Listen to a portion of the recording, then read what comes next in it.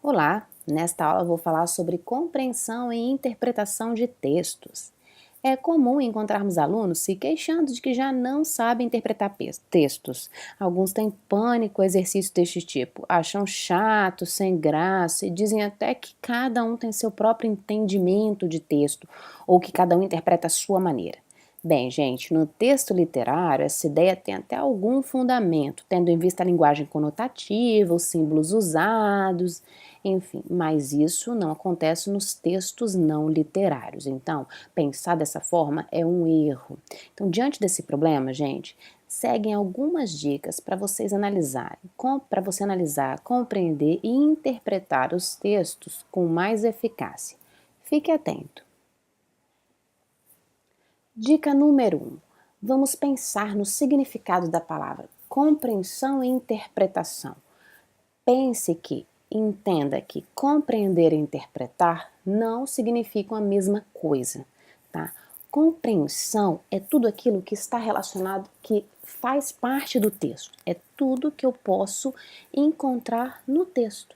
Então, todas as questões que vocês encontrarem com esses enunciados, segundo o texto, ou o autor narrador do texto diz que, ou até mesmo o texto informa que, são informações que quando vocês tiverem que fazer a leitura do texto, vocês vão encontrar essa informação presente no texto, né, a partir da sua compreensão do que está escrito no texto. Já a interpretação do texto, não é possível encontrar essa informação escrita ali. Claro, eu posso, a partir daí, das ideias relacionadas, concluir ou até mesmo inferir a ideia, que significa a mesma coisa. Então, interpretação está fora, está além do texto. Portanto, quando você encontrar informações do tipo, ou questões do tipo, infere-se que, ou conclui-se que, até mesmo depreende-se que, significa que você vai fazer uma leitura e vai interpretar o que está escrito para escrever que o texto permite deduzir que, ou é possível subentender-se que, né, seria a intenção do autor. O que o autor quis dizer? Ou o que eu posso concluir a partir de todas aquelas informações relacionadas no meu texto? Tá? Veja esse exemplo. Aquela lata velha foi meu primeiro carro. Bom, eu posso ver essa frase, né? Aquela lata velha foi o primeiro carro. Então, a partir dessa frase, pode-se inferir sem medo que o autor da frase possui mais de um carro, porque a palavra primeira ela dá margem a essa conclusão. Então, são questões como essas, ou são ideias como essa, que eu acabei de mostrar para você, que está relacionado à questão da interpretação textual.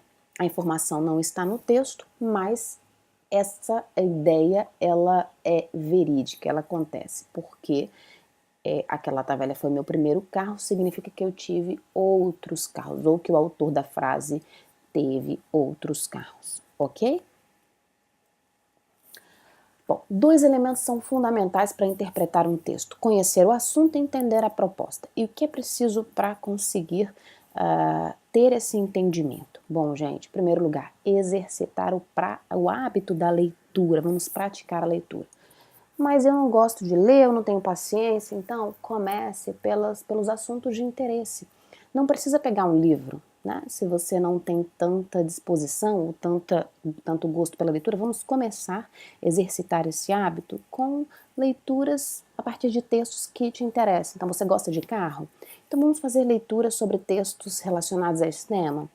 Pode ser textos encontrados nos sites internet ou nos pequenos jornais, revistas direcionadas ao assunto e assim por diante. Tá?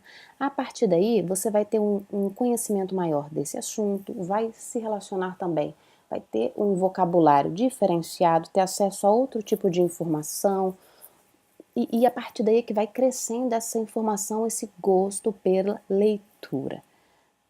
Tudo bem? Bom, com base no que eu acabei de falar, para pensar e compreender o texto, é preciso ativar os conhecimentos adquiridos. Então, como que eu faço para eu adquirir conhecimentos relacionados a temas políticos e sociais presentes na mídia? conhecimento sobre história, sobre sociedade, sobre cultura, né? Praticando ou exercitando o hábito da leitura. Então não precisa ser temas muito rebuscados, mas que seja pelo menos os temas relacionados às práticas sociais ou aquilo que está, como eu disse nesse primeiro tópico, debatido ou discutido nos veículos de comunicação, nos jornais, na televisão, que têm falado sobre as ações que acontecem no seu bairro, ou na sua cidade, no seu estado. Vamos começar tendo esse conhecimento. E são essas questões que estão mais em pauta que costumam ser questões chaves para as redações de concursos ou até mesmo nas provas da nossa disciplina de comunicação e linguagem. Bom, o que você sabe sobre o tema tratado? Veja esta imagem. Vamos ter que mudar? Sim, os nossos hábitos. Então, essa leitura ou isso é um tipo de texto, mesmo que a gente mesmo que não tivesse presente esses dois textos verbais, né, aqui que vocês estão visualizando. Então, gente, só por esta imagem eu consigo fazer uma leitura que está relacionada às práticas sociais, ao cuidado com o lixo, de que forma que nós fazemos o tratamento desse lixo. Eu recolho o lixo da forma correta? Então, o que você sabe sobre esse tema?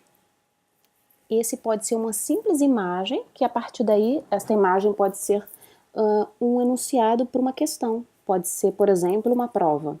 Eu posso botar uma imagem como essa e pedir para vocês fazerem um texto dissertativo, argumentativo, por exemplo, sobre o tema tratado. Vocês serão capazes ou você será capaz de realizar este texto? Por isso que é importante a gente exercitar sempre o hábito da leitura, para eu conseguir ter informação suficiente para redatar todas essas questões que nos são pedidas, não somente na nossa disciplina, mas também no ambiente de trabalho e em outros contextos sociais também. Veja esta outra imagem, o que você sabe sobre o tema tratado? Está falando sobre o quê? Bom, este tema eu vou deixar para você realizar uma atividade lá nas nossas próximas sessões dentro desta semana 12, ok? Então veja esta imagem que daqui a pouco você vai encontrar um exercício relacionado a ela. E interpretação de texto. Bom, para eu conseguir interpretar um texto é importante 3 questões fundamentais, que seria eu conseguir ler nas linhas, ler entre as linhas e ler por trás das linhas.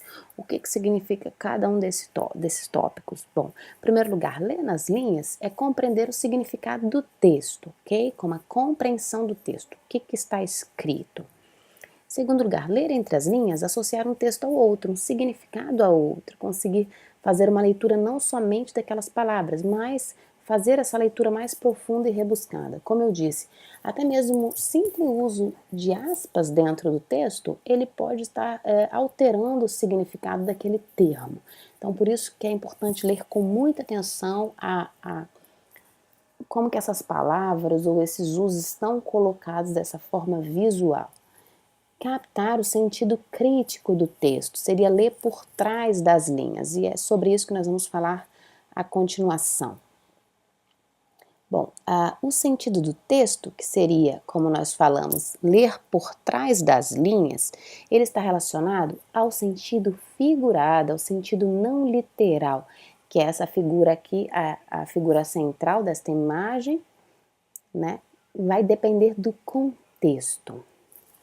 O sentido literal, que é o tópico número 1, primeiro tópico, ou denotativo, é a palavra ao pé da letra. Por dar um exemplo, se eu digo a gata da vizinha morreu, significa que a vizinha tem um animal de estimação, que é um gato fêmea, e que esse animal morreu, ok? Esse é o sentido literal ou denotativo, é a palavra ao pé da letra. Agora, o sentido não literal, que vai depender do contexto, seria o sentido figurado, eu digo, a filha da vizinha é uma gata.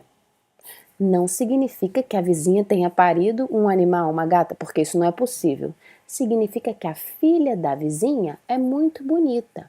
Então, esse é um sentido figurado para o termo, né? Para a palavra gato.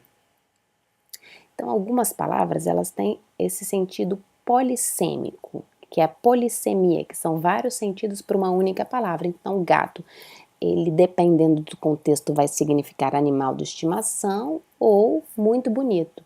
Em outros países tem até outro significado, né? Gato significa ladrão, por exemplo, ou em outras regiões. Então, vai depender do contexto e ele é importantíssimo, é fundamental para determinar o sentido da frase ou do texto. Se vai ser literal ou não literal, só o contexto é quem determina.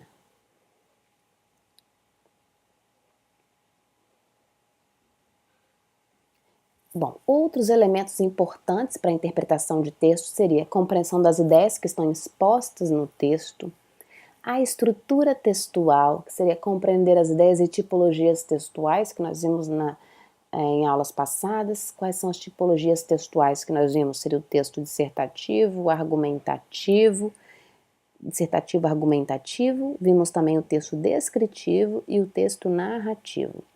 A estrutura textual, que é a compreensão dos fragmentos textuais, como que eles estão expostos, e o estudo de coesão e coerência textual, para entender como está argumentado a lógica e a textualidade, né? Como está articulado esse texto, de que forma, quais são os elementos ou que ideia eles vão transmitir. Cada elemento de conexão, que seriam os conjuntores, os conectores e os elementos de conexão, que são as conjunções, elas vão dar um elemento significativo muito próprio de cada uma delas. Então, por isso que nós devemos entender também.